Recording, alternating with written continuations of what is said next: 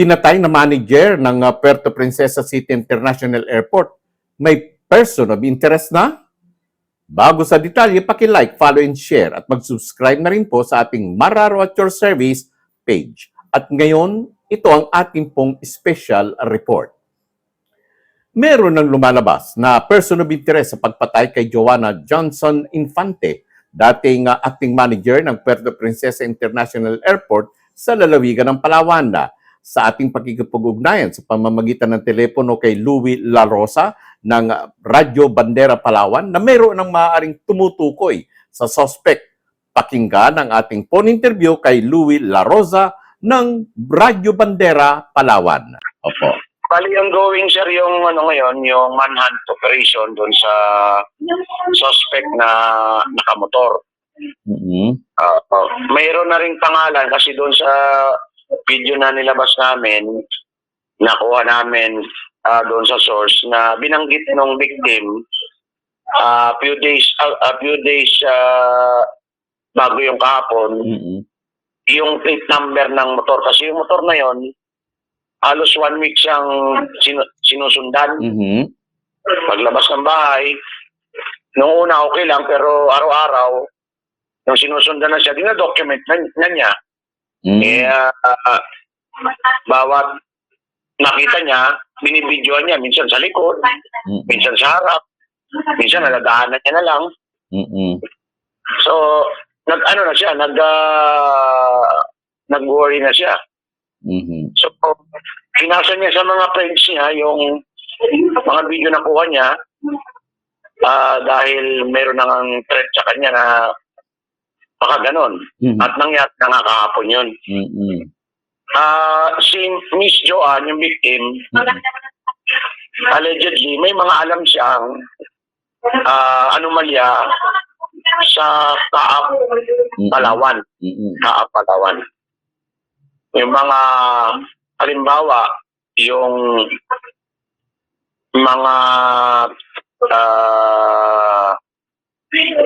pintura na dapat pintura sa runway.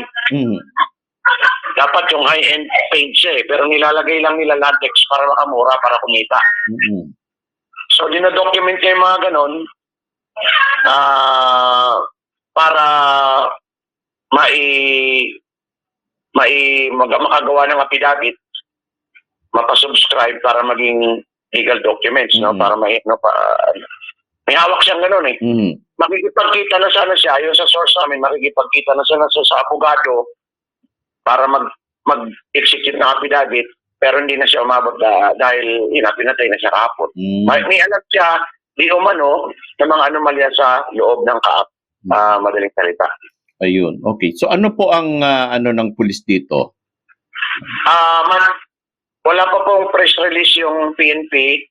Kagabi, naglabas lang sila ng isa. Anong oras nangyari, saan nangyari, sino yung victim. Pero anong baril lang ginamit, sino yung suspect, wala silang nilalabas. Naka-standby nga po yung buong media rito sa Palawan kung ano ilalabas. So far, wala pa naman. Dahil yung plate number na binanggit ng victim, na-verify na nila sa LTO kagabi yun. So may pangalan, yung motor, kanino nakarehistro. So yun yung kanilang lead ngayon. Pero hindi pa nila ni-reveal yung pagkakakilanlan ng may-ari ng motor na dala ng suspect dahil nakuha yung plate number. Ayun. So sa positive, meron ng person of interest? Sa ngayon, walang ilalabas ang PNP, pero sa amin, sa tingin namin, meron na kasi sa atin. kuha yung plate number eh. May tao nakapangalan mo sa plate number, nakarehistro. Sir, yung naipost niyong mga video na yun, sa kanila yun? Nandun sa ano yun? Sa victim? Pinorward po yun ng victim sa kanyang mga kaibigan. Just in case may mangyari sa kanya, mayroong pwedeng basis na magturo kung sino yung gagawa sa kanya na hindi maganda. Sa kanya galing yun, pinorward niya sa mga kaibigan niya dito. Kasi nga, araw-araw na siyang sinusundan itong mga tao na to. So talagang, pero kayo may idea po kayo sino yung tinutukoy na yon? So far, wala pa naman, puro hearsay lang eh. Saka, So aside from that, ay wala na. Yung ba, hindi ba contractor ang may gumagawa nung nagpipintura na yon? Merong, siyempre, pagka ano ka ng sa gobyerno, may back yan eh. Opo. May award committee. Mhm. So kung sino yung nanalo sa back, yun ang gumagawa.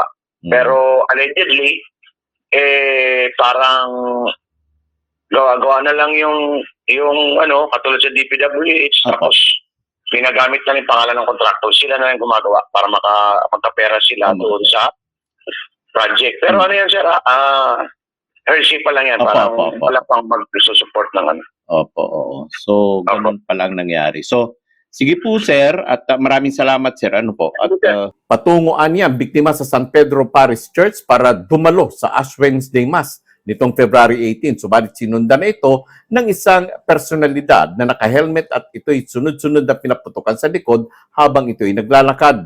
Samantala, mariing kinundina ng Civil Aviation Authority of the Philippines ang nangyari at iginiit na hindi lamang ito anya isang lokal na insidente, kundi usaping may epekto sa buong sektor ng aviation. Manatili pong nakasubaybay at tumutok para po sa mahalagang impormasyon at komprehensibong mga balita sa ating pong RMN News Nationwide, sa ating pong YouTube channel Radyoman Marcelo Raro at dito po sa ating FB page. At ito ang inyong lingkod sa pagbabalita. Mararo po at your service.